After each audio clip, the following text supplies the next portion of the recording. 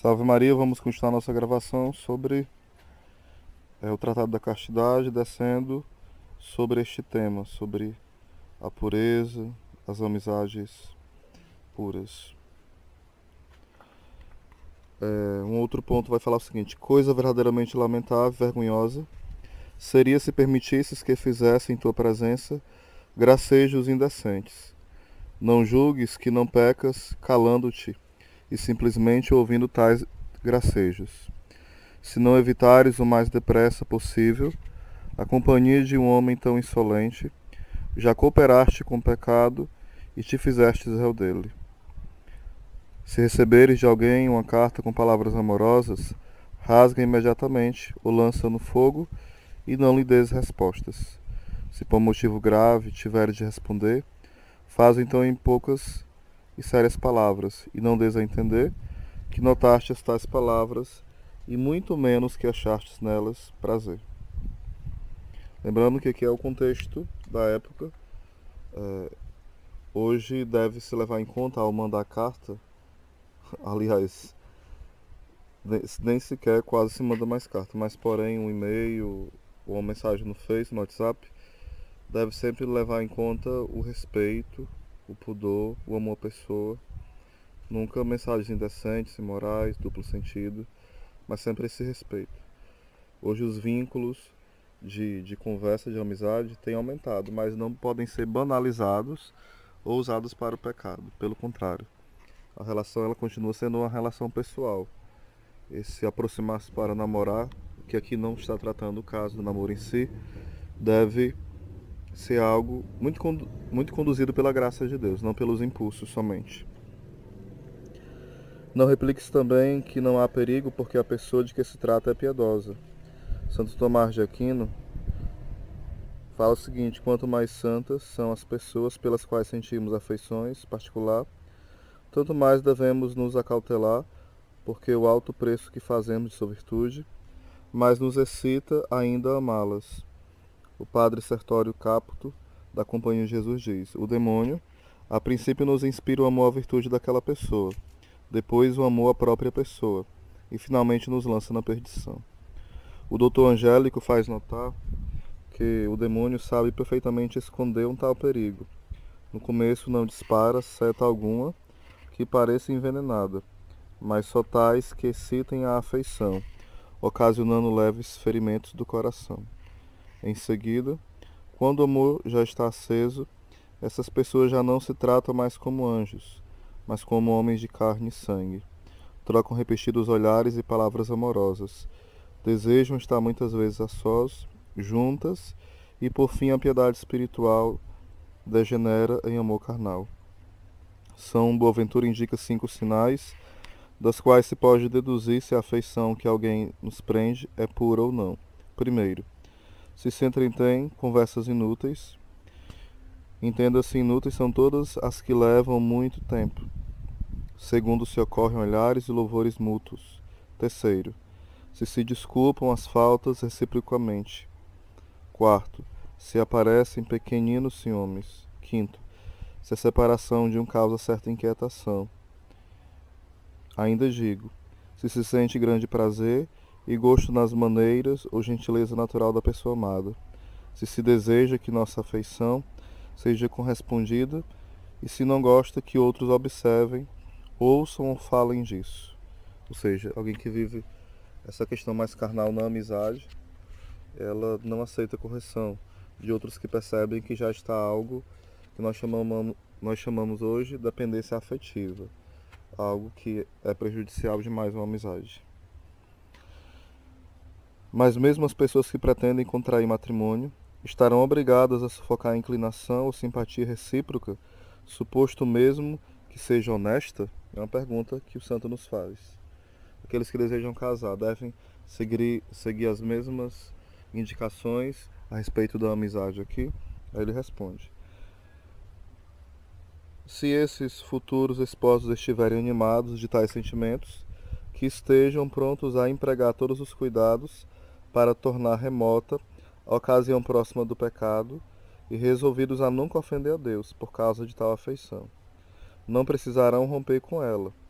A experiência, porém, ensina que os mais nobres sentimentos degeneram facilmente em paixão. Por esses motivos, os teólogos exigem muita cautela com essas pessoas, sabendo quanto o coração humano é inclinado ao pecado e quão fraco quando dominado por uma paixão.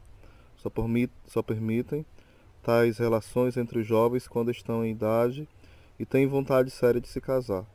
Além disso, que não sejam travadas sem consentimento dos pais, que não se prolonguem por muito tempo e só se namorem quando estiver próximo ao casamento.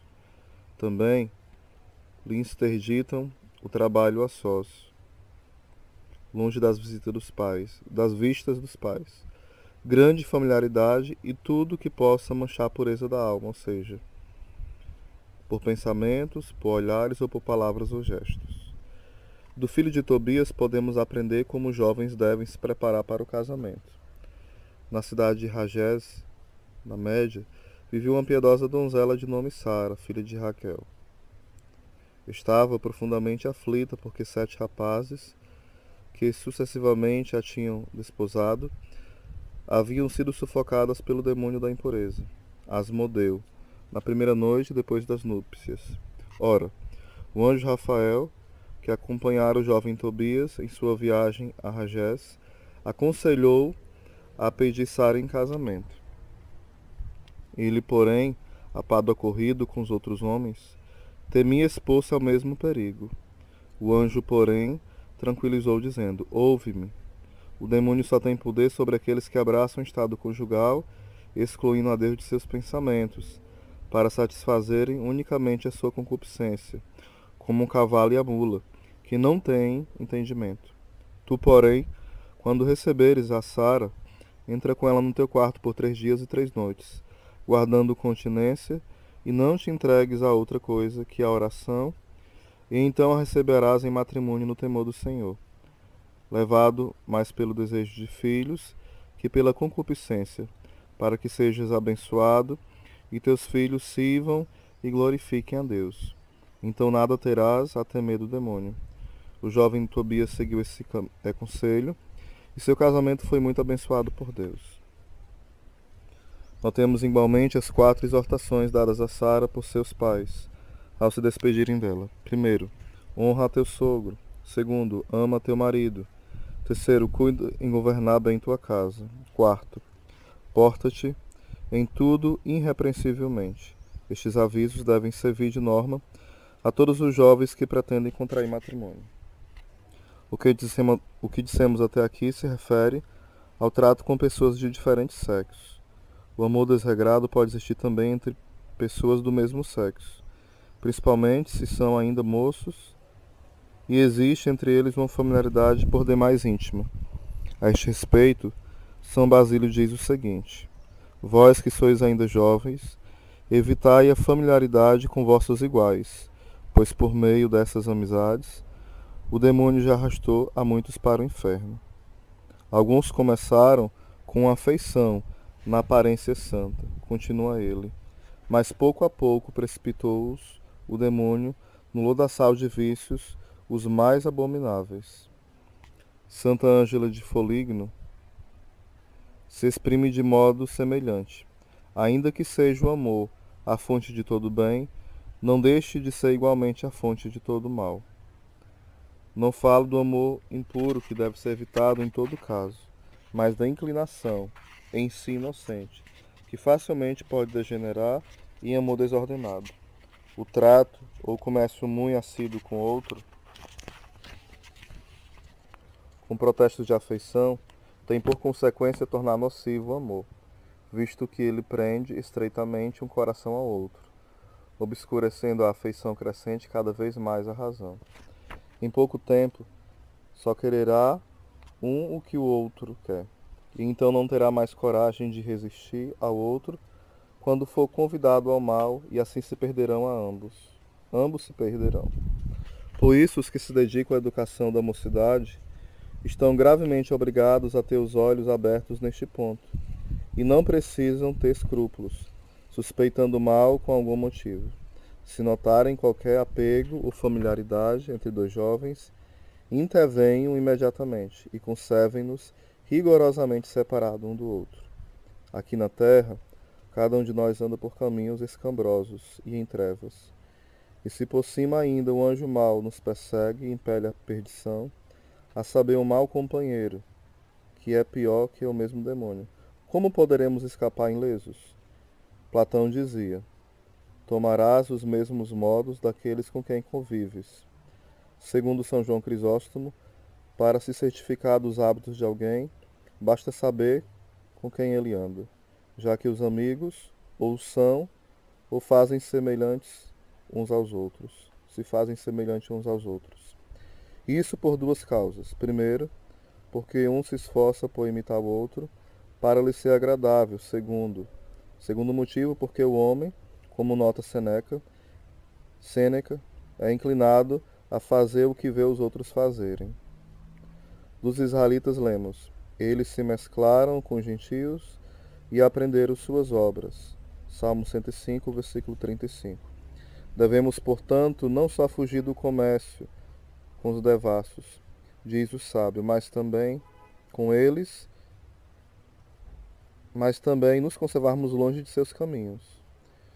Fala a palavra de Deus: meu filho, não andes com eles e não ponhas o teu pé em seus caminhos. Provérbios 1, versículo 15.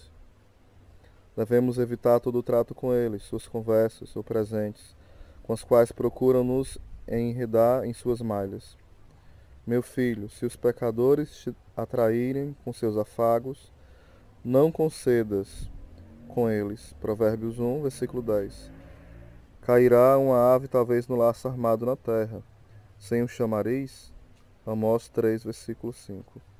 O demônio serve-se dos maus amigos como de chamarizes, segundo Jeremias, para prender as almas em suas redes de pecado. Meus inimigos, sem motivo, prenderam-me como se prende uma ave na caça. Jeremias 3,52. Ele diz sem motivo. Por quê?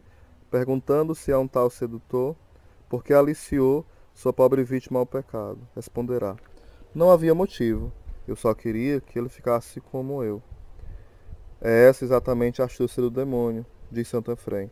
Capturado uma alma em sua rede, serve-se dela como de uma armadilha ou uma negaça para prender a outra. Fujamos, pois, a toda familiaridade com tais escorpiões infernais, como se foge da peste. Digo, fujamos a familiaridade, isto é, não travemos amizade com os homens viciosos, evitando tomar parte em sua mesa ou banquete, ou entretendo relações mais íntimas com eles. É impossível evitar todo o relacionamento com eles, pois então deveríamos sair deste mundo, segundo o apóstolo. 1 Coríntios 5:10. Contudo, é bem possível evitar um trato mais familiar, seguindo o conselho do mesmo apóstolo. Eu vos escrevi que não tenhais comunicação com eles. Com um tal não deveis nem sequer comer. Disse ainda: fujamos de tais escorpiões, pois o profeta Ezequiel designa assim os sedutores. Pervertedores estão contigo, e habitas com escorpiões. Ezequiel 2, versículo 6. Não ousarias, alma cristã, habitar com escorpiões, e certamente te afastarias com toda pressa de sua proximidade. Pois assim, deves evitar os amigos que dão escândalo, e envenenam tua alma com maus exemplos e conversas perversas. Quanto mais estreitamente estão ligados a nós, tanto mais perniciosos se tornam. Os inimigos do homem são seus familiares. Mateus 10, 36.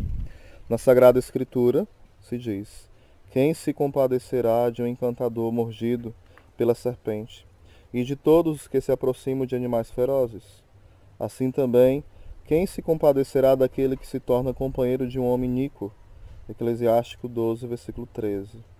Se um tal homem, por motivo do perigo a que se expõe, cair em pecado e se precipita na condenação eterna, ninguém, nem Deus, nem os homens, terá compaixão dele, pois já foi advertido do perigo.